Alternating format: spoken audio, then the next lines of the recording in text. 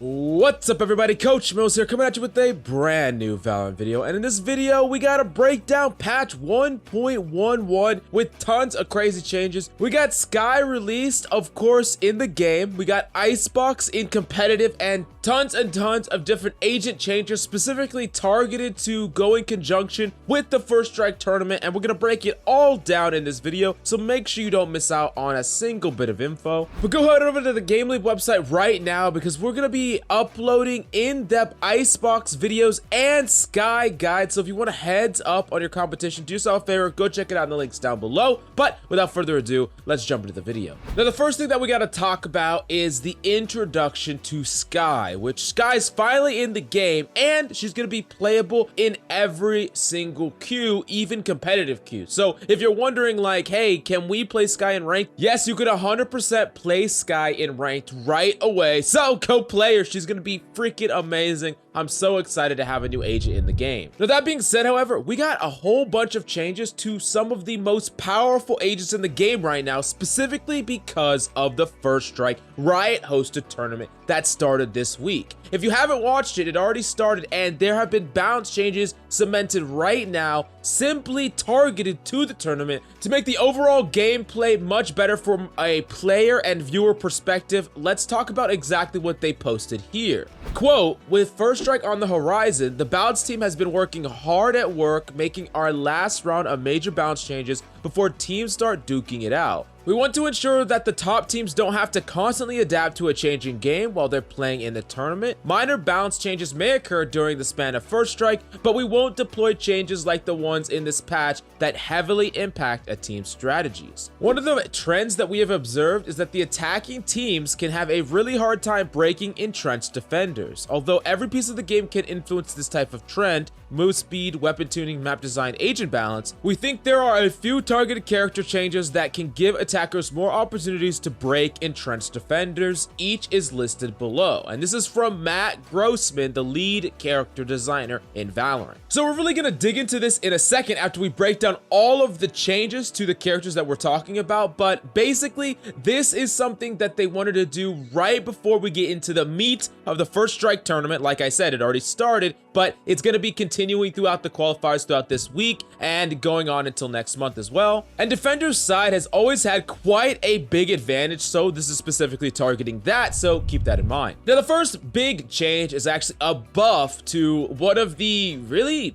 most powerful characters in the game right now, in my personal opinion, in Breach. With his full flash time is now getting increased from 1.75 to 2. And the reason they say this is they want a much larger window for initiators to set up their teammates to execute on enemies, because a lot of times initiators themselves aren't the ones that are capitalizing on their flashes, aka Breach will usually be setting up an ally, and they want to make sure that allies can peek with intent and that Breach can set up more allies to take site control and take unfair advantage duels. Now, that being said, however, Breach still has 3 flashes. They're still basically the hardest flash to turn on, and now they're gonna flash you for a whole 0.25 seconds more.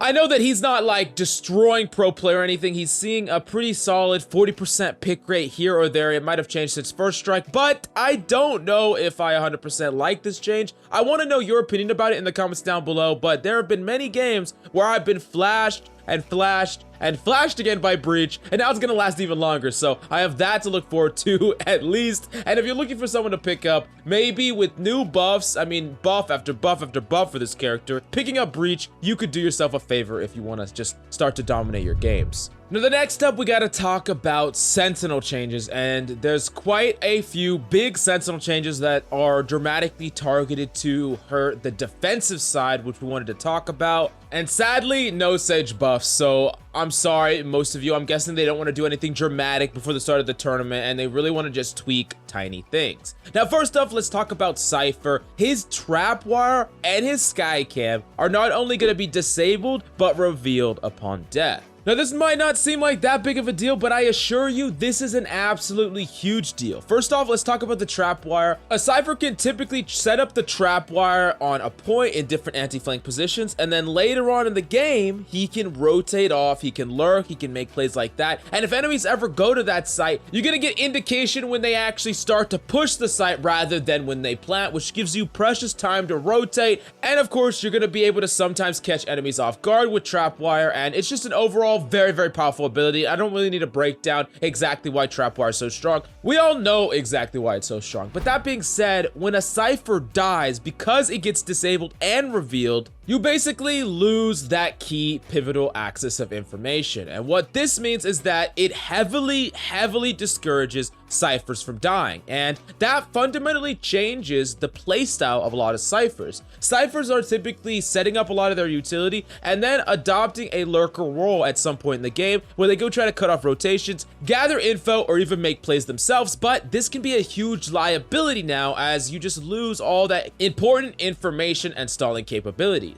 Now, on top of that, the fact that the SKYE cam gets disabled and revealed means that if you ever have a really crafty spy cam spot, some spot that is extremely powerful and you never reveal it, if you die, now enemies will know where it is and you can no longer use that spot again, because enemies, especially at a high level, are gonna pre-fire all the known spy cam spots. And the more spots you use, the more spots are going to be basically non-usable anymore, because every enemy is gonna know relative where that spy cam is set up. Now, I don't think that this changes Cypher out of a tier or anything, but it's gonna fundamentally change his playstyle up, and Cyphers are gonna adopt a much more passive playstyle. I'm gonna talk about what this probably means for the meta after I break down Killjoy's big changes right now. Now, the first big change about Killjoy is the deactivation range. Now, Alarm Bot and Turret now deactivate if she's more than 40 meters away from them. Re-entering the 40-meter range reactivates her little friends. Now, right off the bat, just at face value, that is a phenomenally huge change to Killjoy. This 100% forces Killjoy to be playing on the site that she has her utility set up, or just slightly adjacent from it, and she can't just use her utility and go lurk or go help another side. Now, honestly, this is the biggest part of Killjoy's power level in the first place, and I really think that this is actually a gigantic nerf to Killjoy. Now, the other changes that we got to Killjoy is now her turret, the cooldown got reduced from 20 seconds to 10 seconds, so she's gonna be able to replant her turret a lot quicker. Next up, the Alarm Bot, the range at which it can be detected got decreased from 9 meters to 7 meters, and the cooldown after picking it up got changed from 20 seconds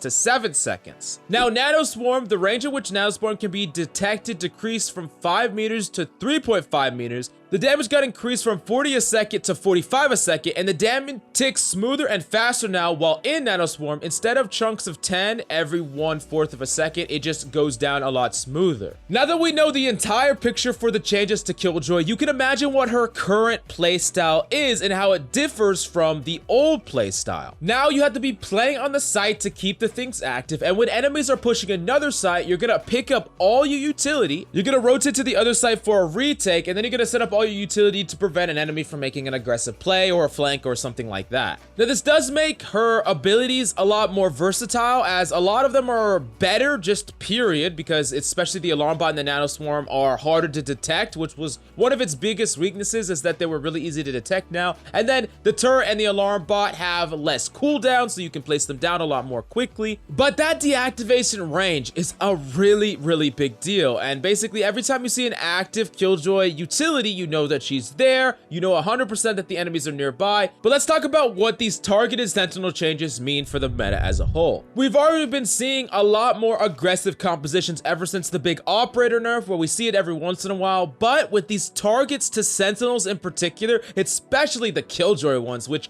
are really gigantic and fundamentally change how she plays, like, big time, I wouldn't be surprised if we start seeing much more aggressive compositions, especially as SKYE enters the game. game. In the last tournament, we talked about how Sova had 100% pick rate and dethroned Cypher, and this is just gonna cement that even more. And I can imagine that Sova aggressive-based compositions that execute based on information are gonna be played more and more. In this environment, I wouldn't be surprised if we start seeing a lot less Sentinels and a lot more aggressive-based characters. Sova, SKYE, Jet, Reyna, these characters are probably gonna get an increase in stock and see a lot more play across the board, so look out for that. That being said, I want to really know your changes about all this in the comments down below. Now, the last things that we need to talk about are some of the big competitive changes. First up, Icebox is entering the competitive map rotation, and it's going to be available for official esports use after 4 weeks in competitive queue on November 29th. Now, if you haven't played this map at all for some reason, and you're going to play it for the first time in competitive, you're going to be absolutely lost. So I would highly suggest that you spend a little bit of time maybe playing some free-for-all or just walking around the map and learn a thing or two, because it is a freaking confusing map, but I'm incredibly excited to see it played at a pro level and, of course, play it myself in ranked. Now, the next changes are actually economy rule set changes, and these are very interesting. First off, attackers who lose but survive the entire round without planting the spike receive a reduced number of credits at only 1,000. Now, defenders who also lose but survive the entire round after the spike has been detonated also receive reduced credits at 1,000. And dying to the spike will no longer count as a death in KDA statistics. Now, this is at the freaking end of the patch notes, but this one might be the biggest change of them all. Essentially, what this encourages is a lack of saving and more actually playing for the win of a game. Because a lot of times what will happen is the enemy will have like 4 players, and an attacking team that only has 2 people left will not go for the spike. They will not go for the plant. They will just save instead. They say, this is really hard to do. It's very unlikely, so we're just gonna save. And from a defender's perspective, the same thing happens, where a defender won't go and try to clutch the round and defuse the spike because they're like 1v2 and it's gonna be a really difficult scenario, and they would much rather just save their gun for the next round. Now, yes, maybe sometimes saving your gun is gonna be worth it. However, this penalizes you for doing so. This is most likely a system really targeted to create those clutch up scenarios where people go in 1v2 and people go in 2v4 and different things like that, and to prevent the saving a lot. And I really do think that this is a change targeted more for pro play, because it seems that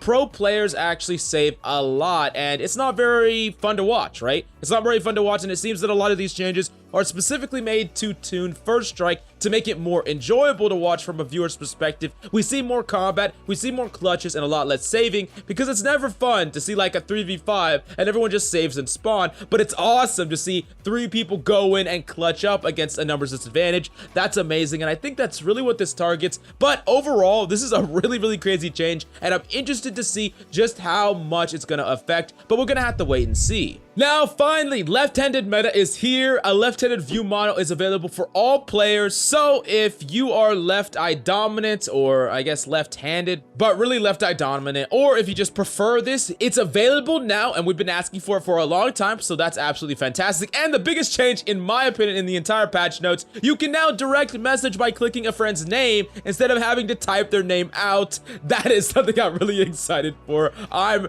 really happy about that. But of course, make sure you go and watch the First Strike tournament. Yesterday, we saw a kickoff, and we got to see Hiko's new team, 100 Thieves. He played against like a tier 2, tier 3 team, and they just absolutely rolled them. But overall, it was really exciting, and it's going to be even more exciting going forward, and you need to go watch it. I'm going to have an entire video breaking down some of the amazing matches and things like that coming soon, so make sure you like and subscribe and go support the esports scene. Come on, go do it right now, and go head over to the GameLeap website if you want to master any of the agents we talked about in this video, or if you want to improve yourself and quickly climb to Immortal and beyond. Do yourself a favor and go check it out in the links down below, and be well on your way to surpass your limits. But thanks so much for coming by. I woke up for this video, so I'm going back to bed. See you next time.